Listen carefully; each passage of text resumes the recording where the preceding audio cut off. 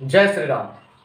दोस्तों, कल के एपिसोड में हमने जाना था कि भगवान राम का जन्म कैसे हुआ और काफी आप लोगों ने अच्छा रिस्पॉन्स भी दिया। और कल हमने ये बताया था कि राजा दशरथ को अपने शरीर से संतान की उत्पत्ति नहीं हुई, इसका क्या कारण था। तो आज इस एपिसोड में हम लोग जानेंगे।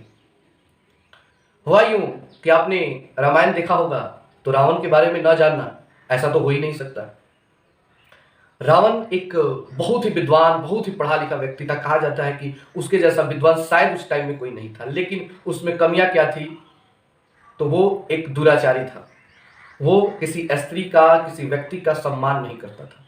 वो अपने अहंकार में इतना ना आगे निकल चुका था कि वो पीछे मुड़कर देखना नहीं चाहता था कि कौन मेरे बारे में क्या सोचता है और क्या फर्क पड़ता है। तो ये कहानी आज हम लोग समझेंगे कि राजा दशरथ को अपने शरीर से संतान की प्राप्ति क्यों नहीं हुई। हुआ यूं कि एक बार रावण का दरबार लगा हुआ था और उस दरबार में रावण के एक नाना थे जो बड़े ही विद्वान व्यक्ति थे और उनका नाम कहीं आप लोग जानते भी होंगे, माल्यवान।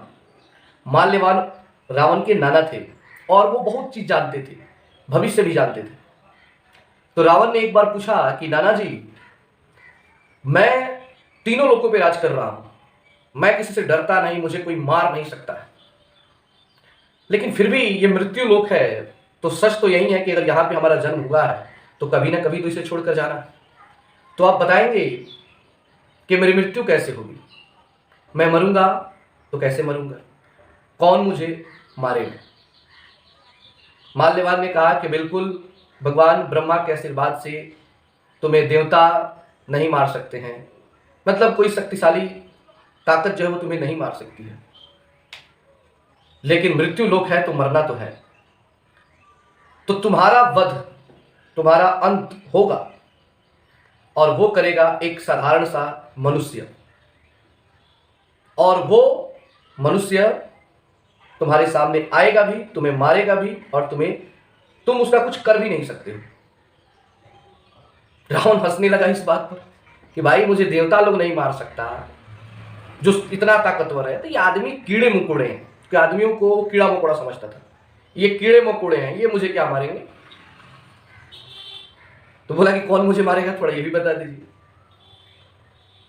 तो वो बोले कि यहां से दूर भारत में अयोध्या नाम का एक नगर है जहां के राजा दशरथ हैं और उन्हीं का एक पुत्र होगा, बड़ा पुत्र राम, जो तुम्हारा वध करेगा। रावण इस बात को जानता था कि माल्यवान एक विद्वान व्यक्ति और भविष्य वक्ता है, भविष्य में क्या होने वाली वो बातें जानते थे, उस पर वो विश्वास भी करता था। बोला कोई उपाय? बोले कि उपाय तो कुछ नहीं है, जो लेखनी है वो तो होगा ही। रावण बोला मैं उसे मिटा दूंगा।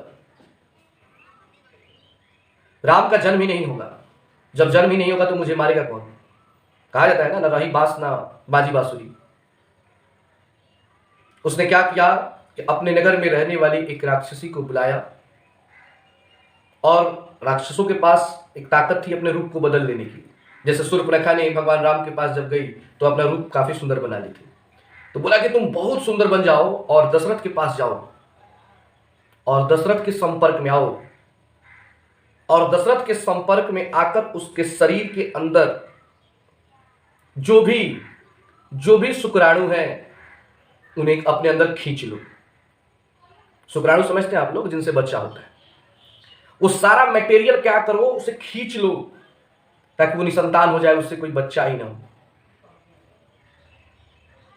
राजा का आदेश था। वो राक्षसी गई, काफी सुंदर रूप पकड़ी, राजा शिकार पर निकले हुए थे, उनको मोहित कर लिया, अपनी तरफ आकर्षित की और राजा के साथ उनका संबंध बना और उनके अंदर से वो सारे शुक्राणुओं को खींच लिया।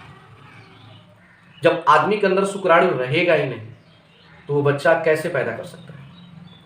इस बात को राजा दशरथ कभी जान ही नहीं पाए कि आखिर बच्चा होता क्यों नहीं है, और वो लगातार विवाह पर विवाह, विवाह पर विवाह करते गए, लेकिन हुआ तो नहीं उनसे। यज्ञ से ही हुआ भाइयों का जन्म, और सारे शुक्राणुओं को खींच करके वो चली गई। लेकिन होता है ना कि बिया खेत में डाला जाएगा, इस खेत में ना किसी और खेत में डाला जाए, जमेगा जरूर वो। अब वो खींच कर तो लेके चल गई, लेकिन वो गर्भ हो गई, मतलब गर्भवती हो गई। अब वो रावण के पास गई कि अब मैं क्या करूं, अब तो मैं गर्भवती हो चुकी हूं, मेरा विवाह कुछ हुआ ही नहीं है, मैं क्या करूं। किसी भी लड़की के लिए बड़ी ही लाज की बात है कि बिना विवाह का उसका संतान हो जाए। उस समय भी ये सारे सिस्टम थे।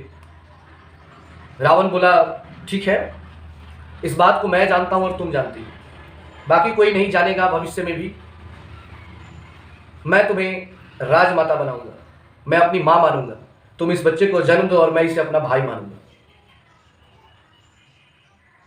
तो उस राक्षसी के शरीर से जन्म हुआ विभीषण का।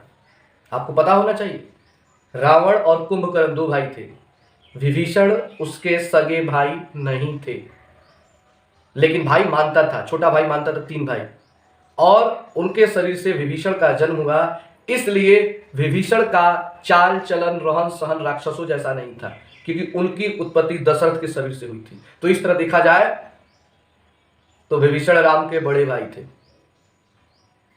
विभीषण राम के बड़े भाई थे। अगर कोई गलती हो तो माफ कीजिएगा, बट मेरे हिसाब से मैंने जो पढ़ा है उसको मैं बता रहा हूं।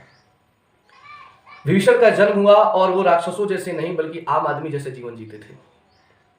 और यही कारण था कि जब रावण सीता जी को हर कर लाया तो विभीषण जी बार बार बोलते थे कि उसे अब वापस कर दें। रावण को इस बात की समझ हो चुकी थी कि हम सभी मरने वाले हैं, क्योंकि राम कोई साधारण व्यक्ति नहीं, वो भगवान विष्णु का अवतार है। तो उसके मन में आया कि विभीषण की कोई गलती तो है नहीं, ये बेचारा बेवक्त मारा जाएगा इसमें, और ये इस ग्रुप का है नहीं, ग्रुप का तो रामे का ही है, एक काम करो इसको वहां पे भेज दो। अब डायरेक्टली रावण बोलता है कि तुम राम के ग्रुप में जाकर शामिल हो जा, तो वो तो भाइयों से प्रेम था, जाते नहीं। तो क्या किया, दरबार में मारा, एक लात भड़ाक से नीचे गिरे और गुस्सा होकर वहां से राम के ग्रुप में शामिल हो गए। रावण इस बात को जानता था कि ग्रुप तो इसका असली वही है।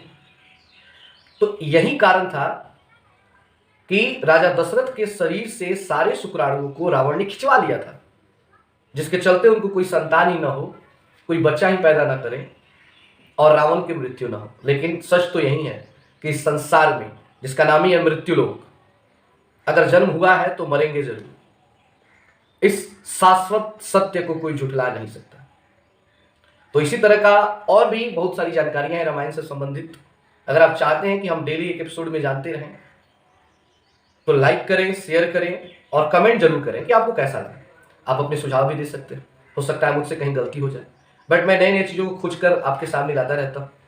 तो धन्यवाद, जय श्री राम।